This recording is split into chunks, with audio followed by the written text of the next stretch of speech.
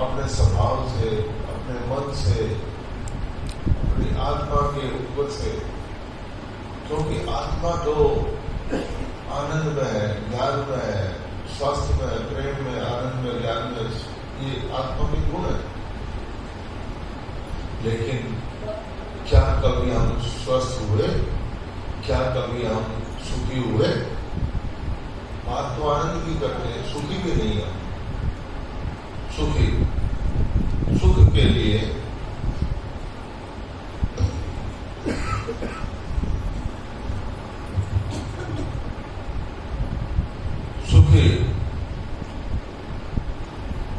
सुखी रहना हमारा स्वभाव है। इसीलिए कोई भी मनुष्य दुख नहीं चाहता। इसलिए हम साधना करते हैं, दुख ना चाहना, दुख जीवन में ना आए, दुख जीवन में ना आए। लेकिन क्या कभी हुआ है कि दुख जीवन में ना आए? दुख आएगा। अगर दुख नहीं आएगा तो सुख का अनुभव कैसे होगा? ये बताओ। अगर दुख नहीं आएगा तो सुख का अनुभव कैसे है? सुख को अनुभव कैसे करेंगे? तो जुड़ा है। एक ही पहलू के, एक ही सिक्के के दो पहलू हैं। अगर हमने सुख को चाहा है तो दुख भी आएगा। अगर हम आनंद को चाहेंगे तो दुख नहीं आएगा। और आनंद जो है हमारे अंदर मौजूद है, हमारी आत्मा में मौजूद है, हमारी आत्मा का गुण है। अब विभिन्न तरीकों से हम साधना करते हैं। शारीरिक स्तर पे हम व्रत कर रहे हैं, उपवास कर रहे हैं। इससे जो है शरीर के जो है मल निष्कासित होते हैं तो हमें स्वास्थ्य मिलता है।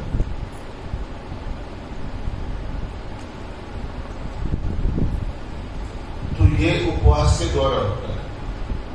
शरीर से मल हटाने के लिए शरीर की साधना करनी पड़ती है और मन से मल हटाने के लिए मन की साधना करनी पड़ती है। मन से मल हटाने के लिए। अब सोचोगे मन से मन में कहां से मल आ गया? मल कहां से आ गया? हम जो बचपन से देखते हैं, सुनते हैं, समझते हैं, मोबाइल देखते हैं, जो भी कार्य करते हैं, जो भी क्रिया करते हैं, उसके प्रभाव हमारे अंदर चले जाते हैं। उसके प्रभाव जिनको हम रोक नहीं सकते, कोई भी नहीं रोक सकता। संसार में रहेंगे तो संसार के प्रभाव तो जाएंगे। जिस प्रकार वर्षा को हम रोक नहीं सकते, लेकिन वर्षा से बचाव के लिए छाता तो ले सकते हैं। ठीक इसी तरह मन पर जो प्रभाव पड़ते हैं, प्रभावों को हम रोक नहीं सकते, लेकिन प्रभावों को हम निकाल सकते हैं। इसी को साधना के रूप में करते हैं, मन की साधना। असलियत में मन का पतन होता जा रहा है। हम हर मनुष्य के मन का पतन होता जा रहा है। हर मनुष्य का मन का उत्थान की साधना है। मन के उत्थान की साधना, ध्यान जो है मन के उत्थान की साधना है। अगर आप उत्थान नहीं करोगे तो पतन होता रहेगा। अच्छे अच्छे कर्म करोगे तो पतन का रेट जो है ना धीरे स्लो रेट धीरे धीरे होता जाएगा। एक तेजी से पतन हो और एक धीरे धीरे पतन हो। लेकिन दूसरी तरफ है कि विकास होता चला जाए, मन का विकास होता चला जाए। अगर मन चंगा तो कटौती में गंगा, मन चंगा तो कटौती में गंगा। तो मन को तो ठीक करना है, मन पर ही तो काम करना है। जो आप उपवास कर रहे हो, ये भी अगर मन से ना किया जाए तो उपवास का कोई फायदा नहीं होगा।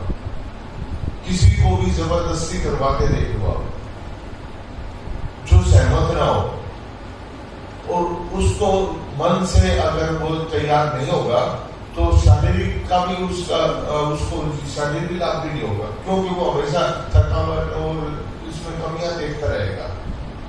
और कमियां देखता है तो उसको कोई फायदा नहीं होगा।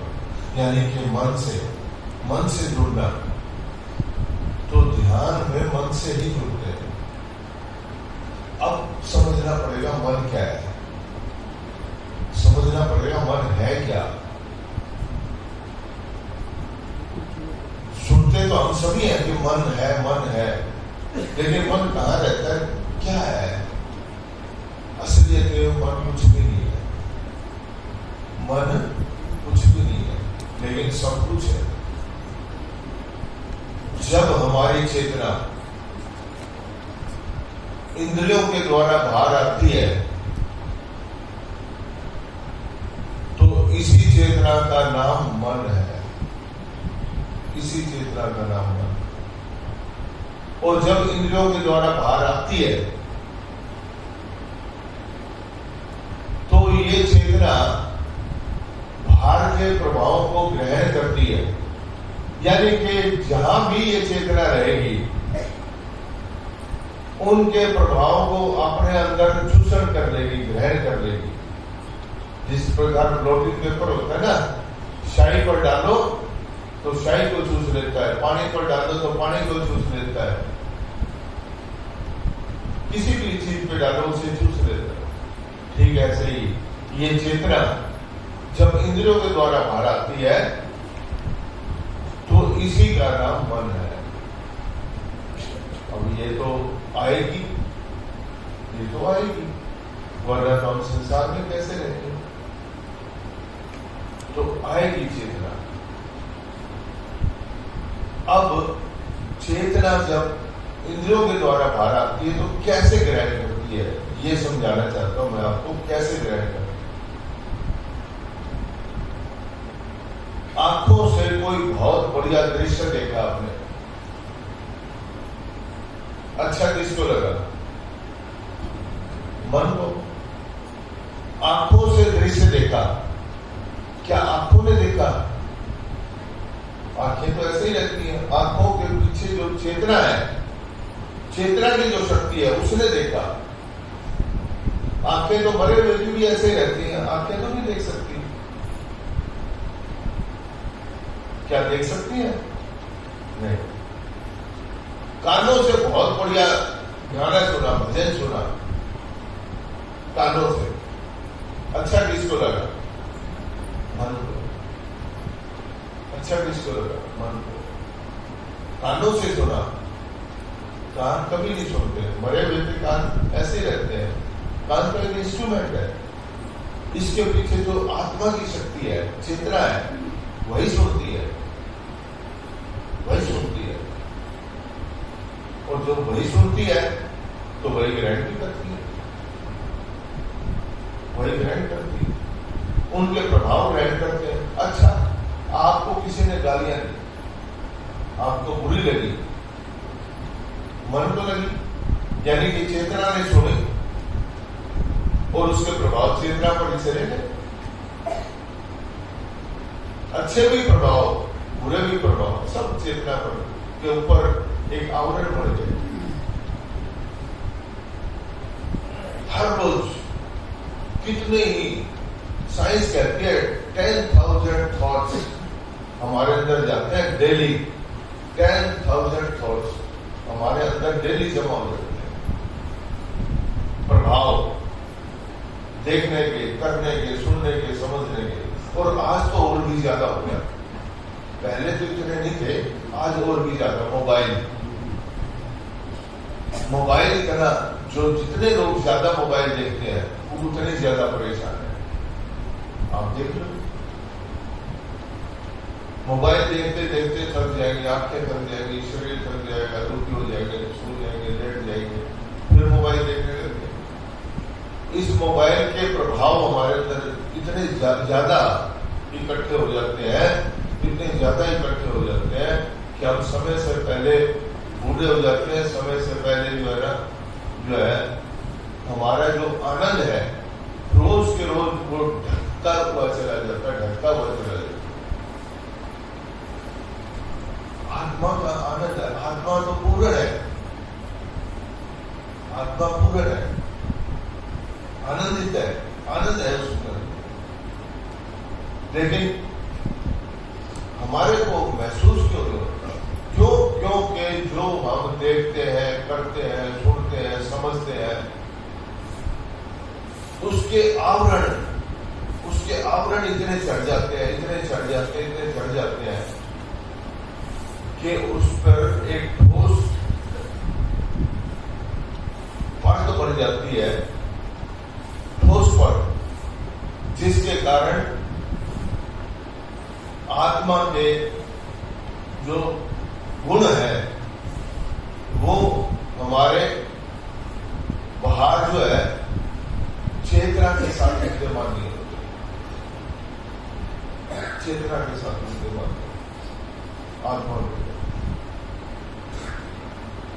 अब ठोस किसने बनाए? हमने बनाए। तो दुख किसने पैदा किया जीवन में? हमने पैदा किया। इसलिए तुलसीदास जी कहते हैं, कोई न खाऊगा सुख दाता, निज कृत कर्म भोगे सब दाता। सब अपने कर्मों का भोग भोग रहे हैं, कोई किसी को सुख दुख नहीं दे सकता। शरीर से बीमार है तो भी हमारे कर्मों का भोग है। हमने उल्टा सीधा खाया, स्वाद उसका है, अपना जो भी कर्म भोग है। तो कर्म ऐसे ही बनते हैं। जो मन यानी कि चेतना जब बाहर संसार में रहेगी तो बहुत से विकारों को भाग अंदर ले जाएगी।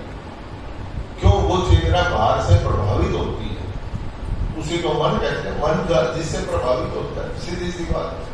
मन जिससे प्रभावित होता है वही विचार, वही विकार आपके अंदर चला जाता है, वही उसका प्रभाव आपके अंदर चला जाता है।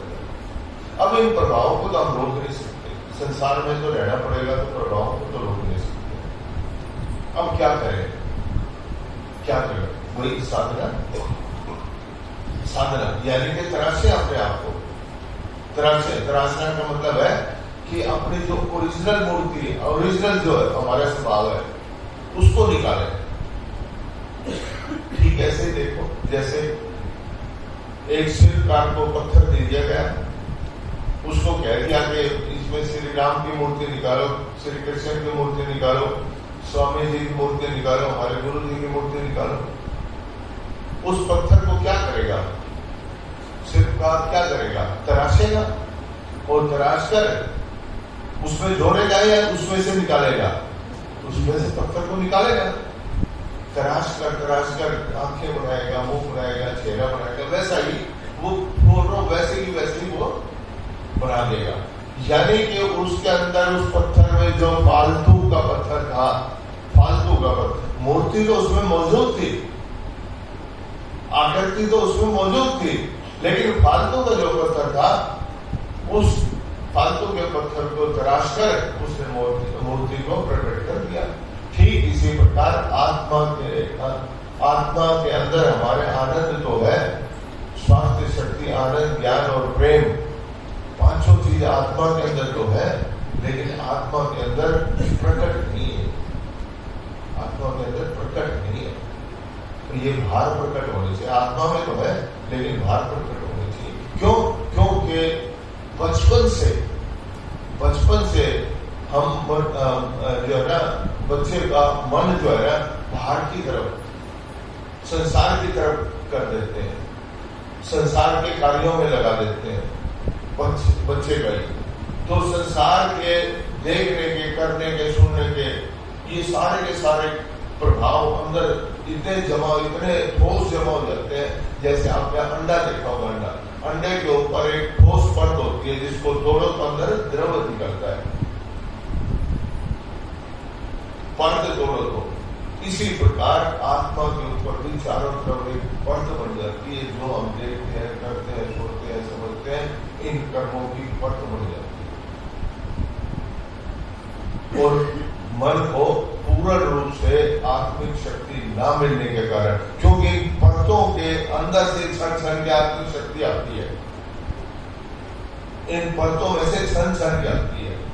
उदाहरण के तौर पर ऐसे समझो, आप सूर्य का है, सूर्य के आगे अगर कम बादल होंगे तो सूर्य की धूप थोड़ी ज्यादा आएगी और सूर्य के आगे घनघोर बादल आ जाए तो दिन में भी रात हो जाएगी।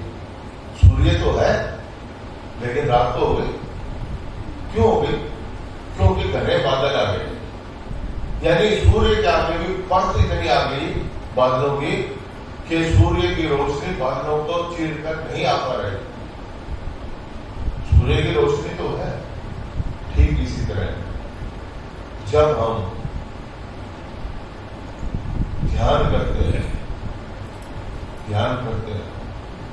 तो सूर्य की रोशनी अंदर की आत्मा की रोशनी को हम बाहर निकालने का प्रयास करते हैं। जिस प्रकार बादल को हट जाए तो सूर्य की रोशनी पृथ्वी पर आ जाएगी, इसी प्रकार आत्मा के ऊपर पड़े हुए विकारों की परत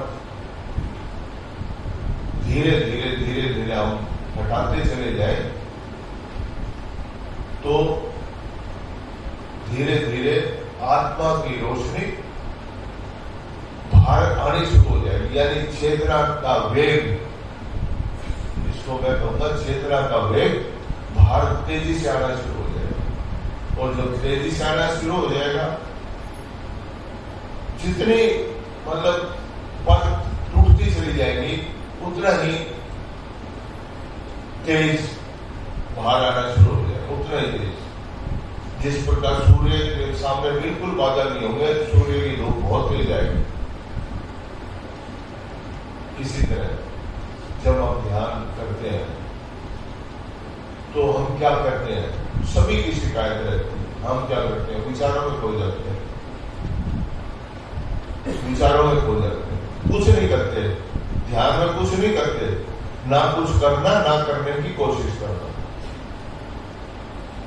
तो मन के पास दो दुनिया है, एक बाहर की दुनिया, एक अंदर की दुनिया।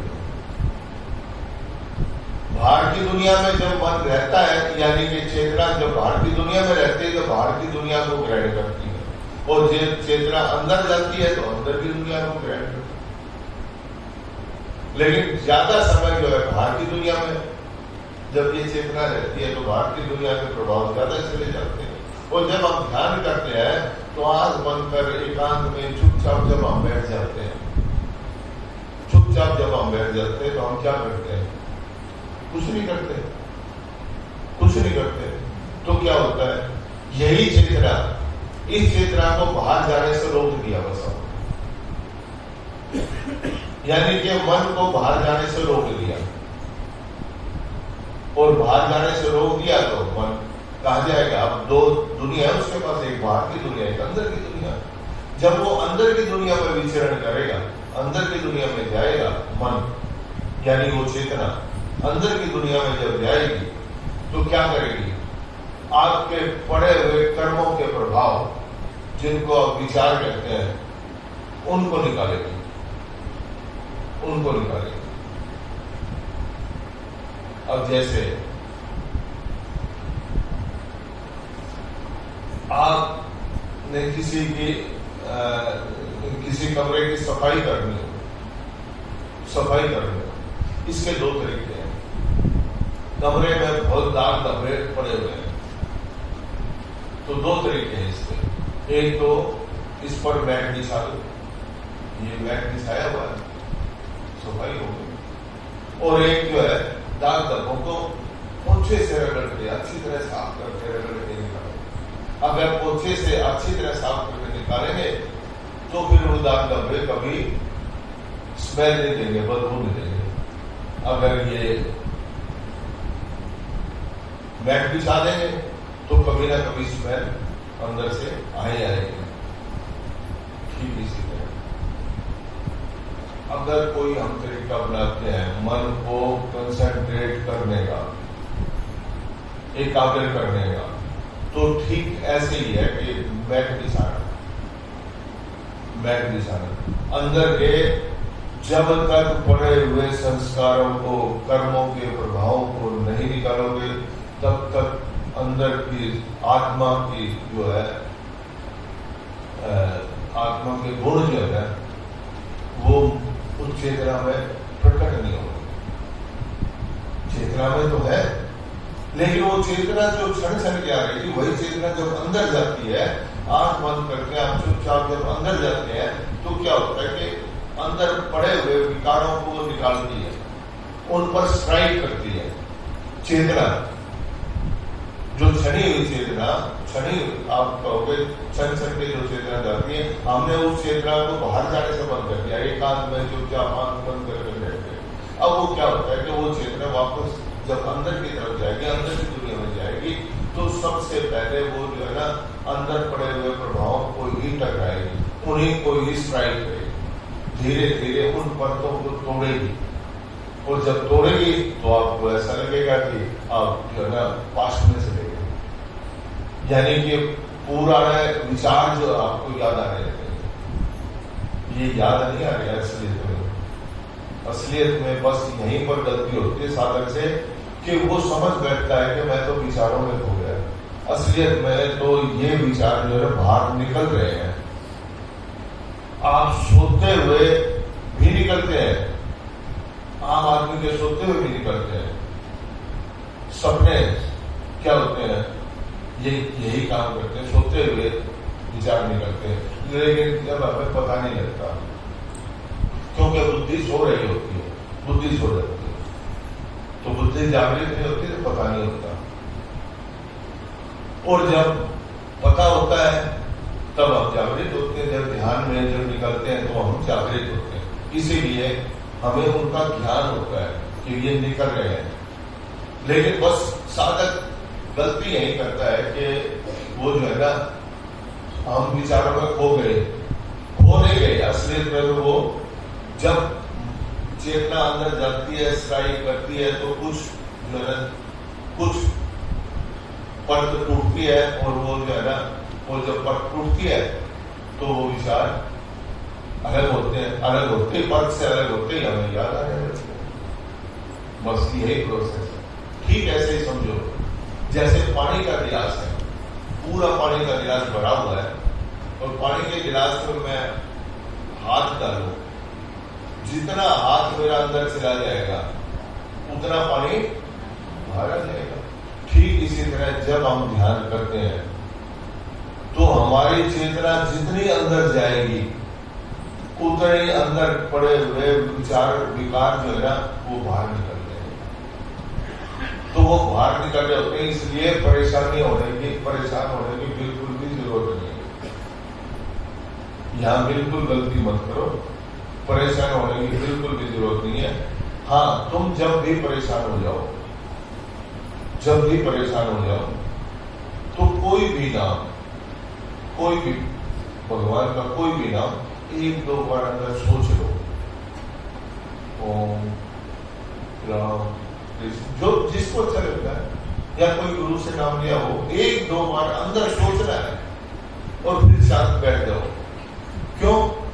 क्योंकि वो नाम जो है ना वो सवारी का काम करेगा, मन की सवारी का काम करेगा, मन की सवारी का काम करेगा। इसी को तुलसीदास जी ने कहा है, कलयुग केवल नाम आधारा, सुमरे सुमरे उतरे पार। कलयुग में केवल नाम ही एक आधार है, जो सुमरने से, सुमरने का मतलब याद करना, याद करने से तुम्हें अंदर भाव से पार उतार देगा, उतरे पार, यानी कि भाव से, विचारों से पार कर देगा। ये विचारों से पार, तो सवारी का नाम काम करेगा। ये नाम भी उस वक्त सवारी का काम है। जब परेशान हो जाओ तो वो श्रृंखला आपकी टूट जाएगी और फिर मन अंदर चला जाएगा। फिर थोड़ी देर बाद परेशानी आएगी, फिर धीरे धीरे जैसे जैसे आप अभ्यास करते जाओगे वैसे वैसे आपके जीवन के अंदर शक्ति, ज्ञान, आनंद बढ़ता चला जाएगा, बढ़ता ही चला जाएगा। प्रेम बढ़ता ही चला जाएगा। क्यों मैं खत्म होता चला जाएगा। प्रेम, 2.5 अक्षर प्रेम के पढ़े सो पंडित हो। प्रेम का मतलब है 2.5 अक्षर प्रेम, परे मैं से परे हो जाओ। मैं से जब परे हो गए तो प्रेम प्रकट होता है। और मैं से परे होने का तरीका भी ध्यान ही है। और कोई दूसरा तरीका नहीं है। मैं से ध्यान नहीं है। जब आप ध्यान में जाते हो तो मैं आपको याद ही नहीं रहता। जब चेतना अंदर डूबती है, यानी कि मन जितना नजदीक चला जाएगा आत्मा के, उतने ही आत्मा के गुण सोख लेगा। मन जितना संसार में रहेगा, संसार के गुण सोख के अंदर छोड़ेगा। मन जितना अंदर रहेगा, अंदर के गुण ग्रहण करके बाहर छोड़ेगा। सीधी सी सिंपल बात है। मन जितना बाहर रहेगा, बाहर के गुणों को ग्रहण करके अंदर जब जाएगा तो अंदर छोड़ देगा, और जब अंदर के गुणों को ग्रहण करेगा तो वो जब बाहर जाएगा तो उसको बाहर छोड़ देगा। अब जब बाहर छोड़ देगा गुण तो क्या होगा? जब ध्यान करके जब आप उठोगे तो आप शांत और चित और बड़ा मतलब आनंद अच्छा महसूस करोगे। और उसके बाद क्या होगा? आपके चारों तरफ का वातावरण शुद्ध होता हुआ चला जाएगा। चारों तरफ का वातावरण क्यों? क्योंकि आत्मा की शक्ति मन के अंदर भरी और मन ने उसको बाहर छोड़ दिया। बाहर तो आएगा, चेतना तो बाहर आएगी जब हम आत्मा के संसार में आएंगे। तो मन की शक्ति मन ने बाहर छोड़ दिया, और जब मन ने बाहर छोड़ दिया तो बाहर का वातावरण आपका शुद्ध होता हुआ चला जाएगा। शुद्ध। अभी कल डॉक्टर साहब कह रहे थे कि सांप भी नहीं काटता। कारण यही है कि सात्विक गुण जितना बढ़ता हुआ चला जाएगा, तामसिक गुण उस पर प्रभावी होगा ही नहीं। सात्विक गुण। इसीलिए संतों के दरबार में सब तरह के उदाहरण ऐसे देखो। शिव जी का वाहन क्या है? शिव जी का वाहन बताओ क्या है? अच्छा, कार्तिक का? अच्छा, और माँ पार्वती का? और गणेश जी का? अब देखो सारे विपरीत है। चूहे को सांप खा जाता है, सांप को मोर खा जाता है, मोर को जो है शेर खा जाता है। सारे विपरीत, और एक ही जगह एक ही घर में रहते। क्यों? सत्व का गुण है, वो एक दूसरे को खा नहीं सकते। सत्व का गुण है, सात्विक गुण उन पर प्रभावी हो जाता है। तो ठीक इसी तरह आपके जीवन में भी ये सात्विक गुण प्रभावी हो जाएगा जब आप ध्यान करोगे, प्रैक्टिस करोगे। आपके जीवन में जैसे जैसे सात्विक गुण बाहर प्रभावित होता चला जाएगा, वैसे वैसे आपका जीवन सुगम, सरल, आसान, आपके काम आसानी से बढ़ते हुए जीवन इतना आसान हो जाएगा, इतना आसान हो जाएगा कि करने की जरूरत नहीं पड़ेगी। अभी तो तुमने भजन सुना है, करते हो तुम कन्हैया मेरा नाम हो रहा है तेरी कृपा से, सब सुनते हैं, लेकिन आपकी अनुभूति में होगा। जब ध्यान करोगे ना तो ये आपकी अनुभूति में होगा कि करते हो तुम कन्हैया, यानी कि वो आत्मा की शक्ति ही सारे काम करती है। करते हो तुम कन्हैया, सब काम होता है। जैसे जैसे आप ध्यान का अभ्यास करते जाओगे, बढ़ाते जाओगे, आपके जीवन के अंदर सारे के सारे गुण प्रकट होते हुए चले जाएंगे। और अवगुण धीरे धीरे जब गुण प्रकट हो जाएंगे तो अवगुण समाप्त होते हुए चले जाएंगे। आपकी सहन शक्ति बढ़ जाएगी, आपका दायरा बढ़ जाएगा, आपके घर के अंदर जो है ना वो जो है सामंजस्य हो जाएगा, आपके अड़ोस पड़ोस में आपका सामंजस्य हो जाएगा, सबसे आपकी बनने लगेगी, सबसे आपकी बड़ा जीवन बड़ा सरल हो जाएगा। और यही तो हम चाहते हैं कि हर जगह सुखी रहे, हर अवस्था में सुखी रहे, यही तो चाहते हैं। कब होगा? जब हम ध्यान का अभ्यास करेंगे, क्योंकि मन का स्वस्थ होना जरूरी है, मन का विकास होना जरूरी है। मन जो है अभी जो है मन जो है बिल्कुल संकुचित होता जा रहा है, हमारा संकुचित होता जा रहा है, केवल अपने पर ही संकुचित हो गए, अपने परिवार पर ही संकुचित हो गए। इसीलिए सेवा भी हम नहीं कर पाते। सेवा, अगर मन विकसित होगा तो आपको मन जो है ना, आपका जो है ना दूसरे की सहायता करने की का मन होगा, और जब सहायता करने का मन होगा तो आप दोगे उसे, चाहे आप अपना समय दें, चाहे शरीर से दें, और चाहे मन से दें, चाहे बुद्धि से दें, चाहे विचार दें, आप दो, क्योंकि मन अंदर से करेगा, आपका करवाएगा, तो आपकी सेवा भी आसान हो जाएगी। और बहुत बड़ी सेवा होती है जब आप ध्यान करते हो, जब सात्विक गुण प्रभावी होता है, तो इस जगत में सत्गुण का प्रभाव जब पड़ता है तो ये परमात्मा का लक्षण है, परमात्मा का गुण पड़ोस में होने के कारण। परमात्मा तो तीनों गुणों से पार है, लेकिन सत्गुणों से आगे ही परमात्मा है बस। तो सत्गुण का पड़ोस होने के कारण, पड़ोसी होने के कारण, सत्गुण जैसे जैसे बढ़ता जाएगा, आप परमात्मा के नजदीक होते जाएंगे, परमात्मा आपके नजदीक होता हुआ चला जाएगा। और संसार के अंदर सत्गुण आप बढ़ाते चले जाओगे। आपने उदाहरण देखा होगा, बहुत से हिमालय में महात्मा बैठे हैं जिनका कोई संसार से लेना देना नहीं है, जिनका कोई संसार से लेना देना नहीं, ना वो नीचे आते हैं, ना ऊपर जाते हैं, ना संसार में रहते हैं, लेकिन फिर भी वो ध्यान अवस्था में बैठे हैं। क्यों? परमात्मा ने क्यों बनाया उन साधुओं को? ऐसा क्यों बनाया? ऐसे सन्यासियों को क्यों बनाया? क्योंकि सतोगुण जितना संसार में बढ़ता चला जाएगा, सतोगुण, रजोगुण और तमोगुण, अगर इनका इम्बैलेंस हो जाएगा तो सृष्टि ठीक नहीं चलेगी। इम्बैलेंस, आपके अंदर तीनों गुणों का इम्बैलेंस हो जाएगा तो आपका शरीर ठीक नहीं चलेगा। इसी प्रकार तीनों गुणों का इम्बैलेंस हो जाएगा, बैलेंस ठीक नहीं रहेगा तो ये सृष्टि ठीक नहीं चलेगी। तो ऐसे जीवों को परमात्मा ने इसलिए बनाया है कि वो जो है सतोगुण का प्रभाव इस सृष्टि में फेंकते रहे, अंदर से आनंद, अंदर से आत्मिक शक्ति को ग्रहण करके और इस सृष्टि में फेंकते रहे। जो है ना संसार में जो है ना सतोगुण का प्रभाव फैलाते हैं। तमोगुणी भी है, तमोगुणी फैलाएंगे, सतोगुणी फैलाएगा, रजोगुणी फैलाएगा। तो सतोगुणी कौन फैलाएगा? तो परमात्मा ने ऐसे जीवों को भी पैदा किया। इसीलिए ऐसे बड़े बड़े साधु महात्मा केवल एक ही काम उनको, और कोई काम ही नहीं।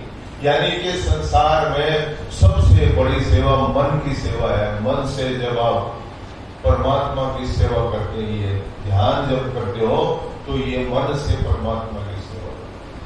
मन बाहर रहेगा तो बाहर से भी सेवा करोगे, शरीर से भी सेवा करोगे, और आंतरिक तो होगी ही होगी सेवा, सबसे बड़ी सेवा।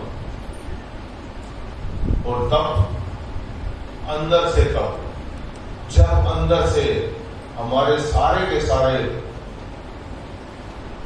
विचारों के प्रभाव भूल जाएंगे या निकल जाएंगे, या तो भूल जाएंगे या निकल जाएंगे। जब आप ध्यान करते हैं तो होता क्या है, कुछ प्रभाव तो निकल जाते हैं और कुछ प्रभाव भूल जाते हैं, और कुछ प्रभाव जो है ना साइड में हो जाते हैं, साइड में हो जाते हैं। जैसे उदाहरण के तौर पर ऐसे समझो, आपने एक बाल्टी पानी फेंका रेत में पानी फेंका तो क्या होगा? पानी कुछ तो रेत को बहा ले जाएगा, कुछ को जमा देगा और कुछ को साइड में कर देगा। होगा कि नहीं होगा? चलो, आप खेत में जाते हो, पगडंडे नहीं है, खेत में रास्ता नहीं है, उसमें रोज जाने लग जाओ तो रास्ता बन जाएगा कि नहीं बन जाएगा? रेत जमा हो जाएगा, जम जाएगा कि नहीं जम जाएगा? कुछ हट जाएगा, कुछ जम जाएगा, कुछ साइड में हो जाएगा। क्योंकि रोज करते हो। ठीक इसी तरह जब आप रोज ध्यान करते हो तो ऐसे ही होगा। तो आपका अंदर का रास्ता, अंदर और बाहर जाने का रास्ता, आपका मन का रास्ता जो है ना सुगम होता चला जाएगा, सुगम होता चला जाएगा। अंदर एक पगडंडी बन जाएगी, फिर मन जो है ना अंदर जाने में आपको दिक्कत नहीं करेगा। इसलिए रोज कम से कम 2 बार तो जरूर, वरना 3 समय 2 बार तो जरूर, आधा घंटा मिनिमम आधा घंटा। वैसे तो जो है जितनी आयु हो उतने मिनट 1 सिटिंग होनी चाहिए।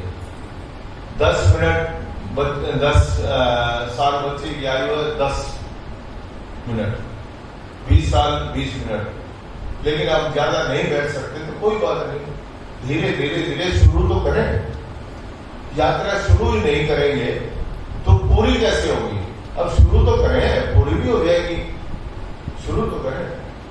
तो इसलिए धीरे आप ध्यान को बढ़ाते जाएं। जैसे जैसे जीवन में ध्यान को बढ़ाते जाएंगे वैसे वैसे ये जीवन जो है ना आपका ऐसा हो जाएगा जैसे मैं चला जा रहा, मैं नहीं चल रहा, मैं चला रहा, ये अपने आप चलता जा रहा है और परमात्मा कर रहा है, परमात्मा चला रहा है अपने आप। और आपको जीवन में आनंद आने लगेगा।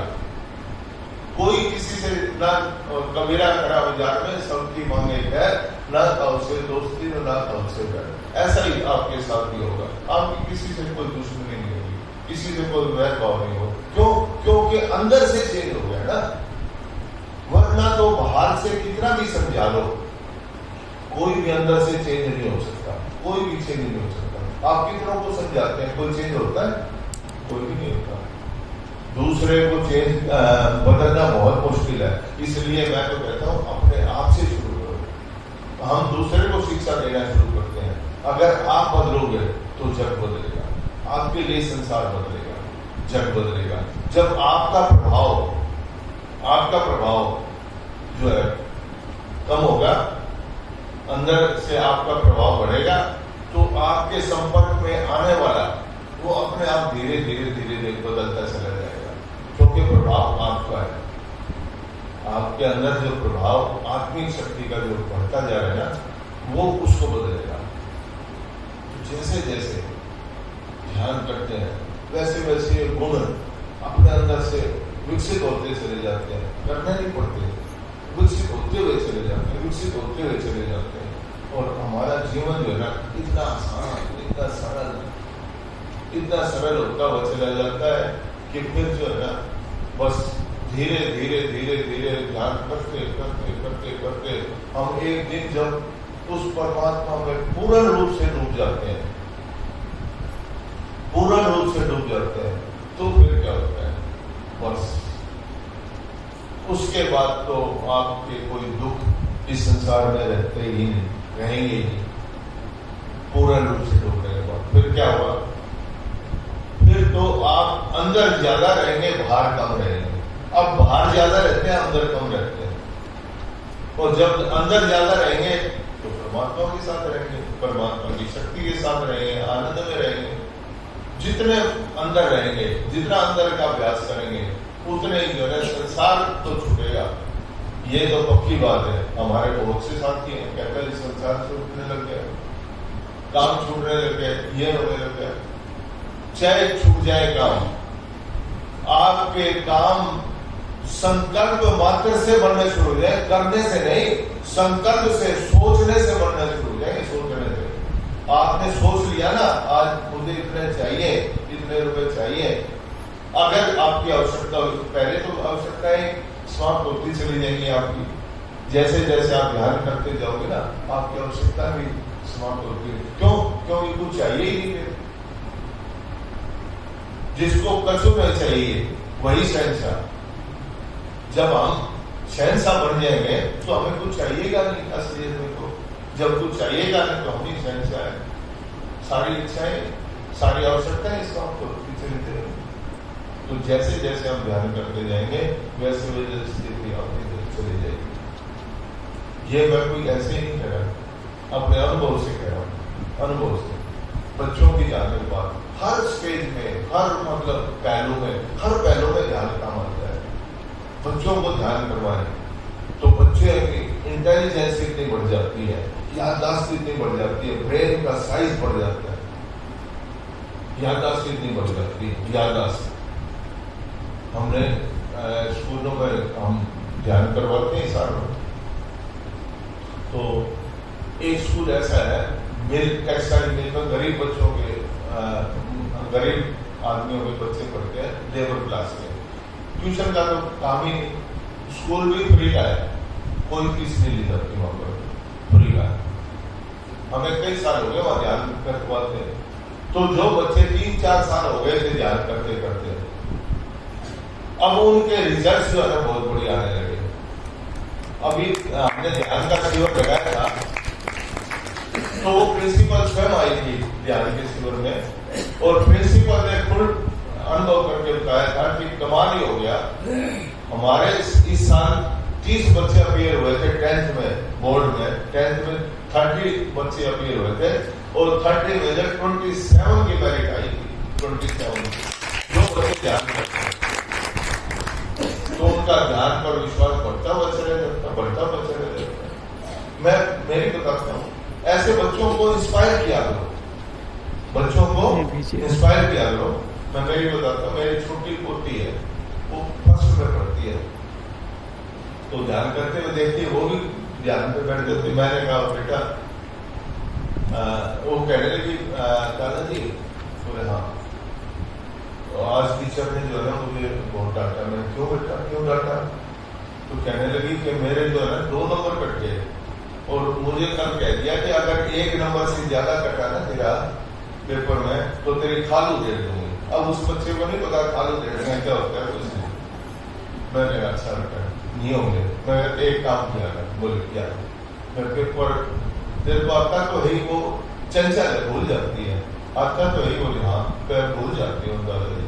मैं तो एक काम किया कर, जब पेपर कर लेना आंख बंद करके बैठा कर, जो नहीं रह रहा भगवान जी मेरा ये पेपर करवा दो, आंख बंद करे बैठा कर। बोले ठीक है।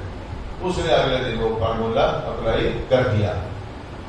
उसके 2 कोई रह गए थे वर्ड लिखने, और वो याद नहीं आ रहे थे उसको। अब उसने वो फार्मूला अप्लाई कर दिया। फार्मूला अप्लाई कर दिया तो उसको याद आ गया, रिकॉर्ड जैसे करते हैं हम, याद आ गया। याद आते हुए लिख दिए। अगले दिन पेपर पूरे नंबर आ गए। दादाजी कमाल हो गया। मैंने क्या हो गया? ध्यान का काम जी ने कमाल कर दिया। मैं क्या कर दिया? बोली मेरे जो है ना 2 वर्ड याद नहीं आ रहे थे, और मैंने आंख बंद करके राम जी से कहा, और वो याद आ गया, मैं लिख गया, और मेरे पूरे मार्क्स आ गए। तो कमाल होगी उसे। तो ऐसे अब उसका विश्वास बढ़ गया।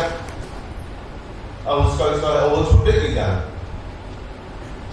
बच्चा तो यही चाहता है ना, फर्स्ट आए, अब वो छूटेगी नहीं ध्यान। तो जो जहां से है, जिसकी जहां आवश्यकता है, वहीं से उसको ध्यान करवाओ। जिसकी ध्यान जो भी आवश्यकता है, उसकी पूर्ति के लिए ध्यान करवाओ। तो जैसे जैसे आप ध्यान करते जाओ, तो जैसे जैसे आप ध्यान करते जाओगे, वैसे वैसे आपके जीवन अंदर ये उपलब्धि आती जाएंगी, और परमात्मा आपका कल्याण करेगा। आप लोगों ने सभी ने तन्मयता से सुना, इसके